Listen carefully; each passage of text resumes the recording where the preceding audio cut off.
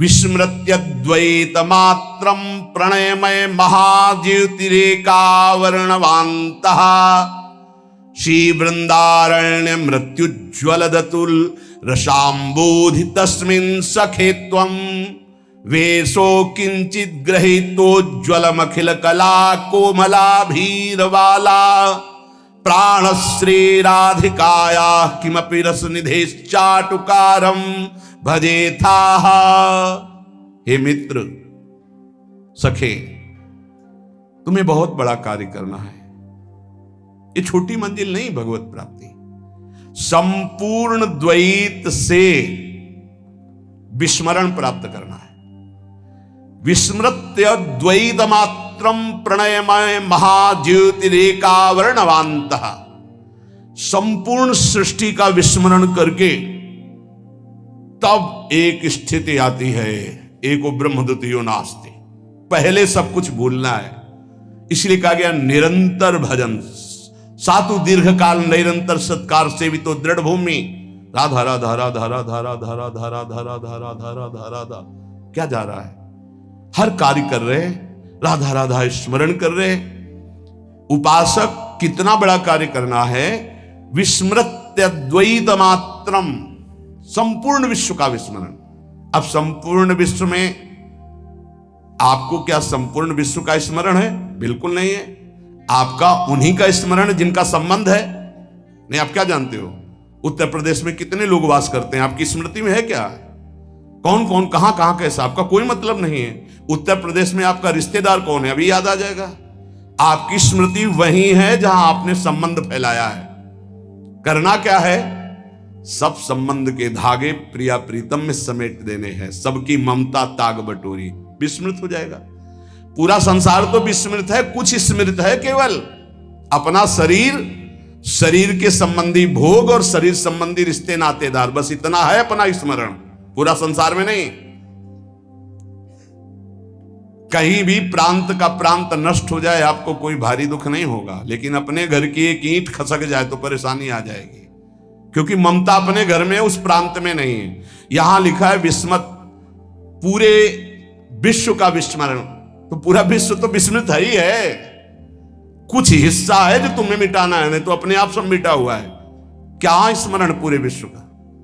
पता ही नहीं तुम्हें पूरे विश्व में है क्या क्या। पूरे विश्व का थोड़ी पता है। कुछ भूमि ऐसी है जिसमें कुछ देश बसे हुए हैं, इससे कई गुना बड़ी भूमि है जिसमें कोई नहीं रहता है, वहां केवल देवता और सिद्ध जा सकते हैं। तो आप पूरा विश्व थोड़ी जानते हैं। इन जितने देश बसे उनमें सब देश नहीं जानते आप। छोड़ो, अपना भारत देश पूरा नहीं जानते आप। 140 करोड़ जनता है, किसको जानते हो आप? कितने को जानते हो? भारत के किसी एक प्रदेश के किसी एक शहर में या गांव में एक कोने में तुम्हारा घर है, उस घर में किसी एक कमरे में एक कोने में तुम्हारी सैया है। तुम हो क्या? ऐसे पूरे ब्रह्मांडों का एक फल समझ लो। ऐसे अनंत ब्रह्मांड जिसके एक रोमकूप में वास करते हैं, उन भगवान के सेवक हैं। ब्रह्मांड निकाया निर्मित माया रोम रोम प्रतिवेद कहे, दिखरावा माते तेन अद्भुत रूप प्रचंड, रोम रोम प्रति लागे कोटि कोटि ब्रह्मांड, कोटि कोटि करोड़ करोड़ ब्रह्मांड जिनके करो। इस पूरे ब्रह्मांड में एक ये मृत्यु लोक में भारत देश में एक प्रदेश में, एक जिला में, एक कस्बा में, एक गांव में एक छोटा सा घर, उस घर में एक कोने में सैया। तुम हो क्या? क्या हो? जैसे गूलर के फल में देखो कितने भुनगे निकलते हैं, ऐसे गूलर की फल की तरह भगवान के विराट रूप में एक रोमकूप में करोड़ों ब्रह्मांड वास करते हैं। तुम्हारा विस्मरण करने का ज्यादा मेहनत नहीं पड़ेगी। तुम इतने त्रिकालज्ञ नहीं हो कि पूरे भारत को जानते हो या विश्व को। तुम्हारे स्मरण में केवल वही विषय हैं जो भोगे हो, वही व्यक्ति हैं जिनसे संबंध बनाए हो। तो इन सबकी ममता ताग बटोरी, मम पद मन बांध बर डोरी। कह रहे विस्मृत अद्वैत मात्रम, यह है भगवत प्राप्ति का मार्ग। अब छोड़ो, बिल्कुल सरल मार्ग, छोटा मार्ग, एकमात्र अपने गुरुदेव का स्मरण। ध्यान मूलम गुरु मूर्ति, पूजा मूलम गुरु पदम, मंत्र मूलम गुरु वाक्यम, मोक्ष मूलम गुरु कृपा, या संपूर्ण विश्व का विस्मरण और आराध्य देव का स्मरण, और इसको कराने की सामर्थ्य एकमात्र गुरुदेव के चरणों में होती है। अगर ध्यान मूलम गुरु मूर्ति, पूजा मूलम गुरु पदम, मंत्र मूलम गुरु वाक्यम, तो मोक्ष मूलम गुरु कृपा, गुरु कृपा से सब सुलभ हो। एक जगह पकड़ लो, उठते बैठते चलते फिरते अपने गुरुदेव की आज्ञा के अनुसार चल रहे हैं, उनका चिंतन कर रहे हैं, प्रगट में गुरुदेव विराजमान है, फिर कोई साधन में त्रुटि या फिर कोई अशांति सवाल नहीं उठ सकता। मानो परमानंद में प्रभु के साथ चल रहा हूं। सच्ची कहता हूं, गुरुदेव का मतलब है प्रिय प्रीतम मिलित रूप विराजमान। साक्षात हमारे प्रिय प्रीतम गुरुदेव के रूप में विराजमान। ये हृदय की बात कहता हूं, शास्त्रों बार श्री जी अनुभव कराती है कि मैं ही गुरुदेव के रूप में विराजमान हूं। देख, फिर क्या चिंता, मानो मैं हर समय श्री जी के समीप हूं, हमारा केवल स्मरण गुरुदेव। तो द्विधासन से आदि जितनी दुविधा जितना संशय है, ये संसार के चिंतन में है, भगवान या गुरुदेव के चिंतन में नहीं है। अगर भगवान का चिंतन हो रहा है तो गुरुदेव का चिंतन हो रहा है, गुरुदेव का चिंतन हो रहा है तो भगवान का चिंतन हो रहा है। गुरु गोविंद दो नहीं है, गुरु गोविंद न भेद कराए। महाज्योति स्वरूप प्रेम समुद्र में उज्जवल महाप्रेम रस प्रदान करने वाला जो वृंदावन है, इस वृंदावन में प्रियादासी के रूप में अपने को वही देख पाता है जो संपूर्ण संसार का विस्मरण कर देता है। महाप्रभु के विस्मरण करने का उपाय बता रहे हैं। मृदु पद न्यास उठत कुमकुम रज, अद्भुत बहत समीर दुकुलहु, कबहू श्याम श्यामा दसनांचल, कच कुछ हार छुअत भुज मूलहु। ये चिंतन, अति लावण्य रूप अभिनय गुण, नाहिन कोटि काम समतुलहु। करोड़ों काम जिनकी समानता नहीं कर सकते, इनका रास हो रहा है, इनका विलास हो रहा है, इसी का गायन, इसी का चिंतन। थे थे वचन मिथुन मुख निसरत, सुन सुन देह दशा किन भूलो। प्यारी जो थे ऐसे वो शोभा जो झलक रही है, कैसा सुंदर स्वरूप है। अभिनय निपुण स्वामिनी जो समस्त कलाओं में प्रेम, उपासक के नेत्रों के सामने झलक रहे शोभा। लटकी लट लोचन, भ्रकुटी अनंग नचायो, ताता थे धरत नूतन गति, पति ब्रजराज रिझायो। वो शोभा देश शुद्ध का विस्मरण करा करके ऐसी स्थिति में पहुंचाए है जहां प्यारोढ़ क्षमते न यच्छु सुखादि नाम तु ध्यानगम। वो उपासक भाव देह को प्राप्त कर लेता है जो द्वैत प्रपंच का विस्मरण करके अपने आराध्य देव की लीला चिंतन में लग गया। कैसा सुंदर रूप है हमारे युगल सरकार का। अति लावण्य रूप अभिनय गुण, नाहिन कोटि काम समतुलो, भ्रकुटि विलास हास रस बरसत, जैसे हरिवंश प्रेम रस है। प्यारी जो विशाल नेत्र, महाप्रेम समुद्र भरे, उन नेत्रों से जब प्रीतम की तरफ देख रही हो और मंद मुस्कुराकर भ्रकुट संचालन हो, वो स्वरूप प्यारी जू का अभिनय निपुण, लटक लट लोचन भ्रकुटी अनंग नचायो। कैसा स्वामिनी जो अभिनय करते हुए, जिस समय भ्रकुटी संचालन करते हुए मंद मुस्कुराते, उस भ्रकुटी संचालन से करोड़ों कामदेव मानो मूर्छित हो गए, अधीन हो गए। ऐसा सौंदर्य जब उपासक देखेगा तो उसको इस मर्त लोक के कोई विषय चिंतन आएंगे नहीं। हमारा जो मार्ग मिला बहुत रसमय, चतुरासी जी प्रेम समुद्र है। आपसे प्रार्थना है, औषधि बड़ी गूढ़ है, अगर इसको पाते रहोगे तो रहस्य खुल जाएगा। चतुरासी जी का गायन देश शुद्ध विस्मरण करा देने की स्थिति में आपको खड़ा कर देगा। ध्यान दीजिएगा, सिद्ध साधन है देह विस्मृति, विश्व विस्मृति का, चतुरासी जी का गायन, चतुरासी जी का चिंतन, चतुरासी जी का श्रवण। अरे अपने की बात क्या, लालजू को विस्मरण करा देने की सामर्थ्य श्री प्रियाजू में है। लालजू को विस्मरण करा देने की, लालजू अपने आप, चिदानंद स्वरूप लालजू अपने आप को भूल जाते हैं। ऐसा प्रेम प्यारी जू का है। और अपने प्यारी जू की शरण में है। अपने को कोई भय इस बात का कि संसार का कोई राग हमें फंसा लेगा नहीं। बहुत बड़ी जगह जुड़ गए हैं। श्री स्वामिनी जू का बड़ा प्रताप है। श्रीपाद प्रबोधानंद जी महाराज कह रहे हैं, आप हमारी बात मान लो, निहाल हो जाओगे। यद कोट्यन समपि स्प्रसेन्न निगमो यन्नो विदिर योगिनः। मैं जो आपसे बात कह रहा हूं, वेद की सामर्थ्य नहीं है कि आपको बता सके। वो नेति नेति तो हरि के लिए ही कह रहा है। यहां वृंदावन कैसे पकड़ता है, ये तो सुना था कि वृंदावन वास की तुम इच्छा करो, वो तुम्हें फांस लेगा, पकड़ लेगा। ऐसे फांस से फांस लेगा कि तुम निकल ही नहीं सकते। तो लगता था क्या जादू है वृंदावन में, देखते हैं भाई। और जब वृंदावन ने फांसा तो जीने लायक नहीं रहे। अब वृंदावन के बिना जी नहीं सकते। आपको कैसे होता है, ये नहीं कि किसी रोग आदि के कारण नहीं, वृंदावन के बिना, वृंदावन जीवन है, प्राण है। यद कोट्यन समपि स्प्रसेन्न निगमो यन्नो विदर योगिना। जो श्रीपाद कह रहे, करोड़वें अंश की महिमा भी वेद ने वर्णन कर सकते। हमारी प्यारी जू की, लालजू की महिमा नेति नेति वर्णन करके, यद कोट्यन समपि स्प्रसेन न निगमो, निगम ने वेद, न निगमो यन्नो विदुर योगिनः। बड़े बड़े योगी भी जिस रहस्य को नहीं जानते। आगे की बात और दुर्लभ के, श्रीश ब्रह्म सुकार्जुन उद्धव मुखा पश्यन्ति यन्न क्वचित् अन्यतो किम ब्रजवासिनामपि न यदृश्य कदा लोके। श्री वृंदावन रूप मदभुतमहम राधा पदैकाश्रया।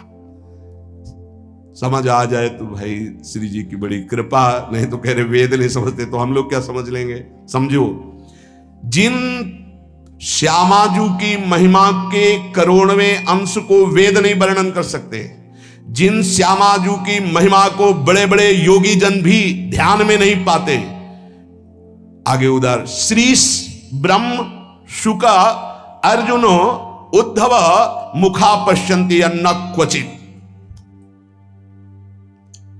हमारी प्रिया जी जहां विराजमान है नवनिभृत निकुंज में, इन सब महापुरुषों ने अवतार लीला में दर्शन किए, अवतार लीला का गायन किया, अवतार लीलाओं को देखा कृपा से, लेकिन सेवा में सम्मिलित नहीं हुए। नवनिभृत निकुंज में विराजमान जो रूप बेली प्यारी बनी सुप्रीतम प्रेम तमाल, यहां सिर्फ सहचरियों का प्रवेश है। श्रीपाद प्रबोधानंद जी महाराज ने 3 वृंदावन का वर्णन किया प्रारंभ में। पहला गोष्ठ वृंदावन, जिसमें सखाओं के सहित प्रभु नित्य लीला करते रहते हैं। दूसरा गोपी वृंदावन, जिसमें रासोत्सव होता रहता है गोपी जनों के साथ, प्रिया लाल गोपीजन, जिनको राधा कृष्ण रूप में उच्चारण नाम किया गया। राधा कृष्ण और समस्त गोपी मंडल मंडिता और रास, जिसमें भगवान शिव प्रवेश किए। जिन गोपी जनों की विरहाग्नि का, प्रेमाग्नि का ताप उद्धव के हृदय में वृंदावन में आते हुए लगा तो ज्ञान गुदड़ी भस्म हो गई। उद्धव जी ने गोपी जनों के उस प्रेम को देखा। श्री शुकाचार्य उसी प्रेम का गान कर रहे हैं। भगवान शिव उसी रास में गए और स्वामिनी जी की महिमा को देखा और कटाक्ष, कृपा कटाक्ष का गायन किया। लेकिन यहां कहने पश्यन्ति यन्ना क्वचित, इन महापुरुषों का यहां प्रवेश नहीं। कौन?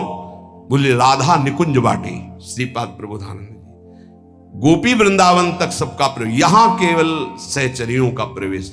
3 गोपिन ते दुर्लभ माई नित्य विहार सहज सुखदाई। और बात कह रहे हैं कि अन्यत्य कृम, अन्य उदाहरण तुम्हें क्या दूं, ब्रजवासिनाम अपि ना यद दृश्य कदा लोके।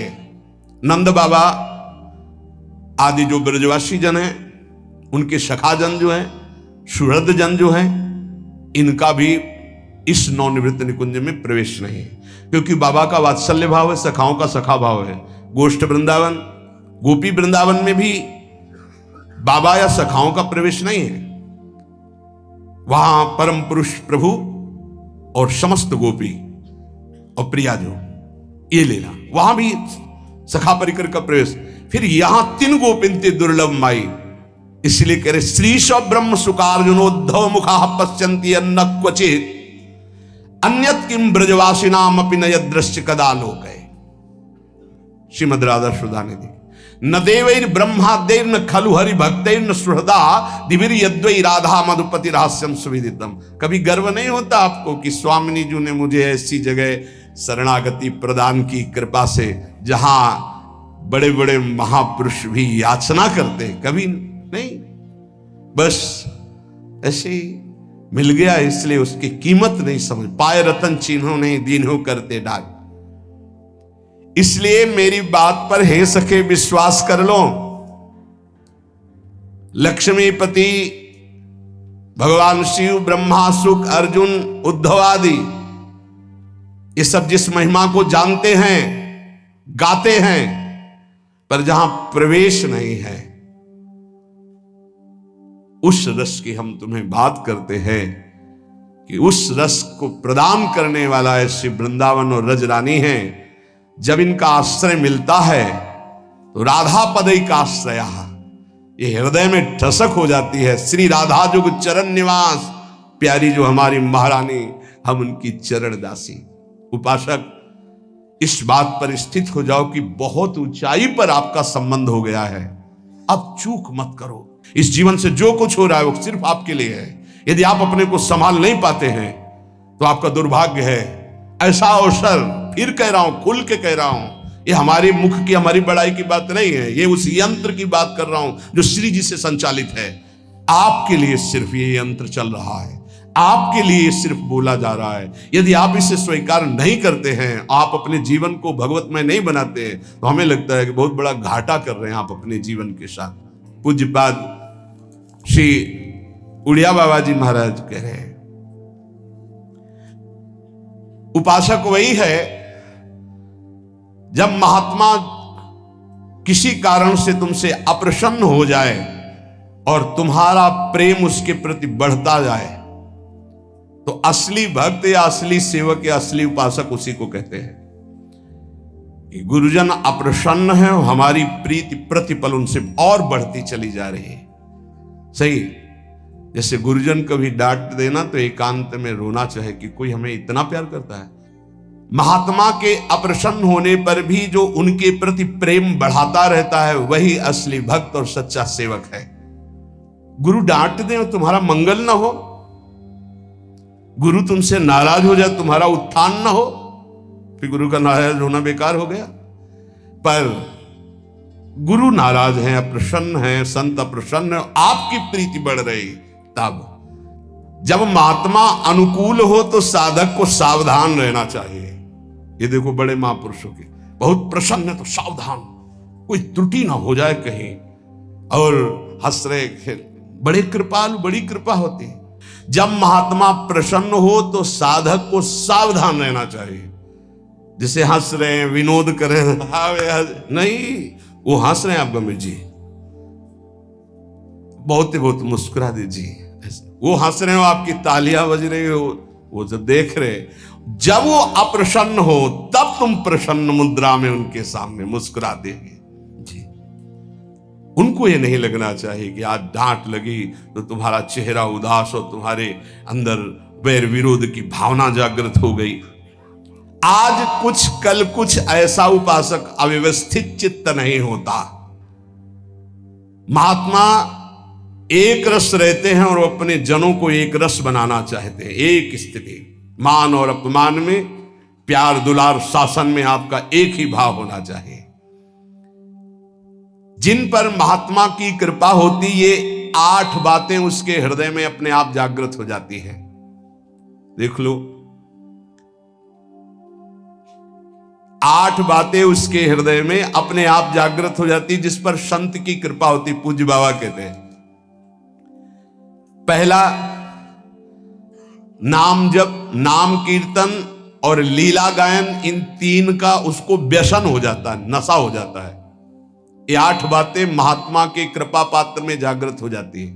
नाम जप, नाम कीर्तन और प्रभु की लीला गायन का नशा हो जाना। कीर्तन हो रहा है तो शकील के बैठ गए, थोड़ा 5 मिनट हमको भी गाने, राधा राधा, भगवत चर्चा हो रही, अरे यहां कथा हो रही और बैठ गए 10 मिनट। नशा है ये, हमारे आपको नहीं, सनकादि के लिए भी कहा गया, आशा व्यसन वसन याति नहीं, रघुपति चरित होए ता सुनहि। हनुमान जी को बड़ा नशा है। यत्र यत्र रघुनाथ कीर्तनम तत्र तत्र कृतमस्त कांजिलम वाष्पवारि परिपूर्ण लोचनम। आश्रु बहाते हुए नाम कीर्तन सुनना, नाम कथा, लीला कथा ये श्रवण करना।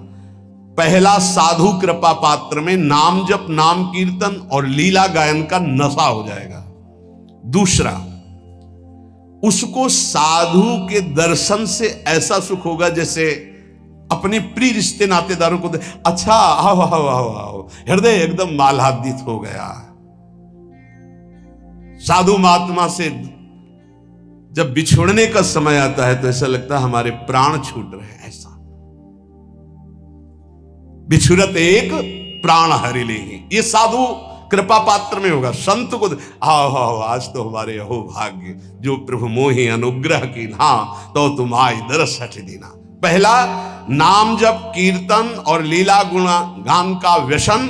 दूसरा साधु दर्शन, साधु सेवन, ऐसा जैसे प्रिय रिश्तेदार, प्रिय नातेदार, ऐसा होना चाहिए। कई चरित्रों में पढ़ा है कि भगत की पत्नी जब संतों का मंडल आया तो उनके लिए बहुत ही ऐसे खिचड़ी आदि रूखा सूखा, और जब उनके भाई आए तो खीर पुआ पूरी सब व्यवस्था। जो लाल स्वामी जी के भी चरित्र में यही पढ़ा है, वो अंदर घर में गए, कहा कि बहुत खुशबूदार ये सब भोग पदार्थ बने और संत मंडली में तो खिचड़ी परोसी जा रही। तो उनका वो संत है, ये हमारे भाई हैं आए, मतलब उनके साले। अच्छा तुम्हारे भाई, और ये हमारे रिश्तेदार हैं, हमारे प्रभु के जन पार्षद हैं। सब खीर पुआ उनको परोसा, खिचड़ी उठा के लाए उनके भाई को पकाया। ये तुम्हारे रिश्तेदार के लिए, ये हमारे रिश्तेदार के लिए। हरिराम व्यास जी, मलाई गिर गई दूध के साथ उनकी कटोरे में और संतों में दूध परोसा है। हाँ ये शरीर तुम्हारा पति है ना, इसलिए सभा में ही कह दिया, जाओ मैं आज से तुम्हारा त्याग करता हूं। तुमने हमारे संतों के साथ भेद किया, हमारे आगे मलाई गिरा है, क्योंकि शरीर तुम्हारा पति है ना इसलिए। जबकि ऐसा नहीं, स्वाभाविक ऐसा हुआ था। जब बहुत प्रार्थना की, कई दिन व्यतीत हो गए सेवा से बिलक, तब संतों के बीच में कहा कि अपने आभूषण बेच करके संत सेवा करे तो हम स्वीकार करेंगे।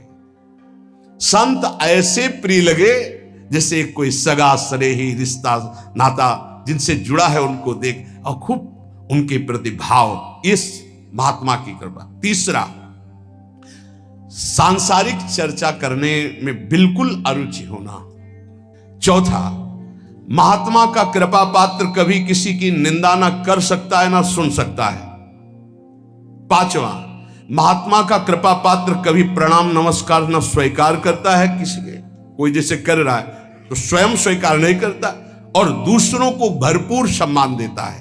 स्वयं अमानी रहकर दूसरों को वो किसी का मान सम्मान स्वीकार नहीं करता और दूसरों को मान सम्मान करता है। छठा, किसी का चित्त दुखे ऐसा संवाद नहीं, किसी का चित्त दुखे ऐसी कोई क्रिया नहीं, और कोई किसी संवाद या क्रिया से उसको दुख पहुंचावे तो उसका चित्त दुखे ऐसी स्थिति नहीं।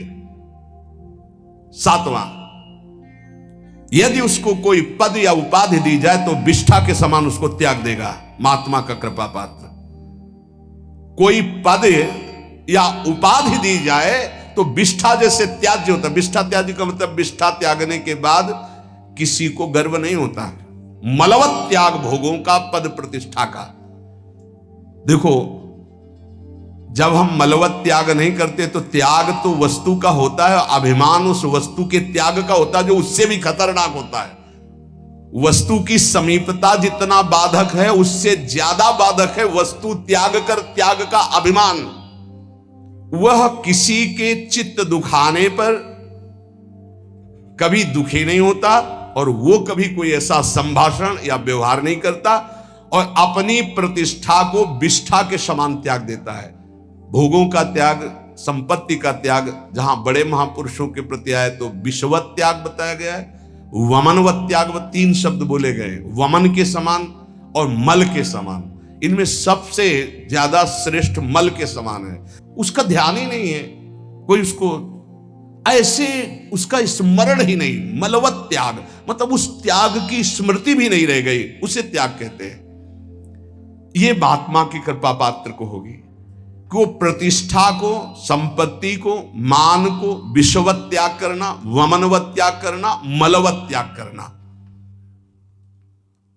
इसकी पहचान कि 8 बातें महात्मा की कृपा पात्र में आ चुकी हैं। कह रहे उसका मन एकाग्र होगा, किसी भी नवीन विषय भोग की इच्छा नहीं होगी, नेत्र निर्विषय होकर अनासक्त होकर विचरण करेंगे। देखा लाखों को, छवि एक की नहीं, देखा पूरी बाजार, इच्छा एक भी नहीं। नेत्र उसके निर्विषय हो जाएंगे। लाखों छवि देखने पर, लाखों मूर्ति देखने पर, लाखों प्रकार के विषय भोगों को देखने पर उसके हृदय में ना इच्छा होगी ना झांकी होगी। एकांत में जाकर किसी व्यक्ति का चिंतन नहीं होगा। जिसका मन एकाग्र है, नवीन विषय भोग की इच्छा नहीं है, नेत्रों में किसी की आकृति नहीं, कोई विषय की झलक नहीं, पूरी बाजार घूम आवे, पूरे लाखों लोगों से मिल ले, वो महात्मा का कृपा पात्र भगवान प्राप्त करने के योग्य हो चुका है। ये 8 बातें पुनः सुन लीजिए कृपा करके। पहला, नाम जप, नाम कीर्तन, भगवत लीला गुणानुवाद। क्या व्यसन, नशा। कीर्तन हो रहा है, दौड़कर बैठ गए, हम भी 10 मिनट गाएंगे। नाम जप के लिए हर समय उत्साहित रहो कि जैसे गरीब आदमी 1-1 मिनट मेहनत करके धन कमाता है, ऐसे तुम नाम कमाओ। भगवत लीला गुणानुवाद में श्रवणेन्द्रिय को, जिनके श्रवण समुद्र समाना, कथा तुम्हारी सुभग सरिनाना, भरे निरंतर होई न पूरे, ऐसे। दूसरा, साधु महात्मा प्राण प्रिय लगे। तीसरा, संसारिक चर्चा बिल्कुल विषवत लगे, नहीं सुननी, नहीं करनी। जब उस मार्ग में नहीं जाना तो मुझे चर्चा क्या करनी।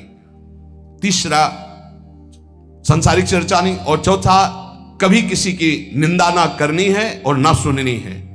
पांचवा, स्वयं अमानी रहकर सबको मान प्रदान करना है, कभी अपने को मान सम्मान के विष का पान ना करावे।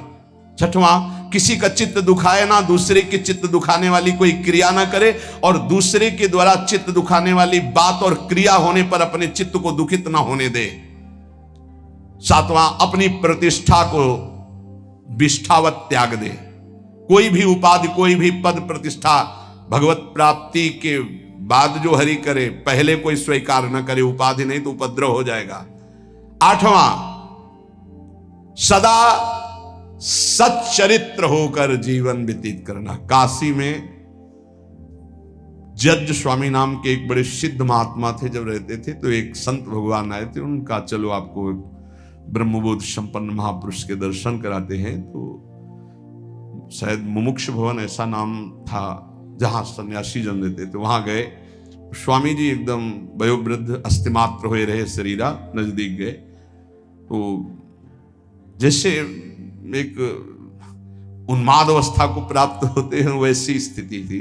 अचानक जब स्वामी जी ओम नमो नारायण है, अचानक ऐसी दृष्टि हुई और बस इतनी जोर से हाथ पकड़ा और अंग्रेजी में उन्होंने कहा, हमें अंग्रेजी तो याद नहीं है पर उसका भाव था, वो गुड करेक्टर ऐसे कुछ बोल रहे थे कि जिसका चरित्र पावन है वही सब कुछ है, और अगर चरित्रहीन है, चरित्रता चली गई तो कुछ नहीं रहा। इसलिए जीवन में करेक्टर गुड रखना है। मतलब हम तो हिंदी में बोल रहे, वो अंग्रेजी से बोल रहे, तो जो संत ले गए थे वो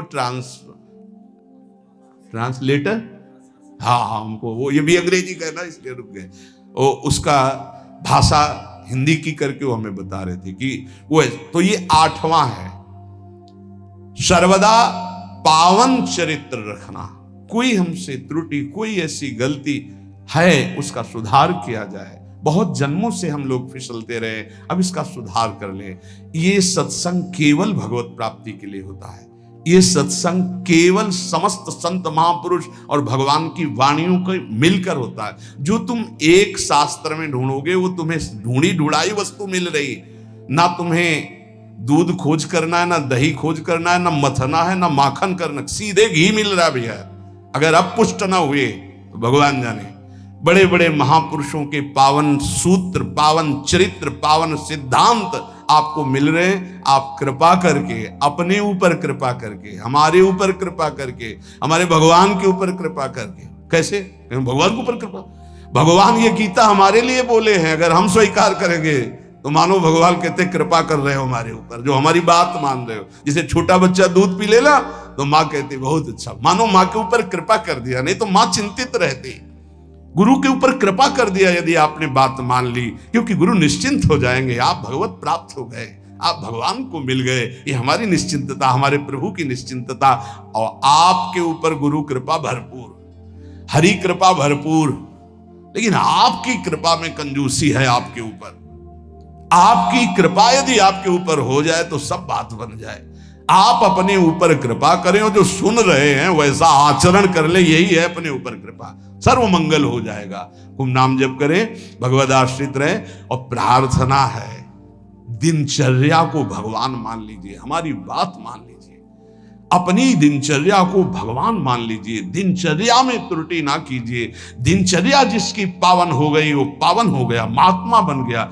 एक दिनचर्या, कोई भी दिनचर्या जो आपकी बनी हुई है उसको कभी त्रुटि मत होने दीजिए। बुखार आ जाए तो कपड़ा ओढ़ करके गेट के पास बैठ जाइए, आप उसका प्रभाव देखिएगा।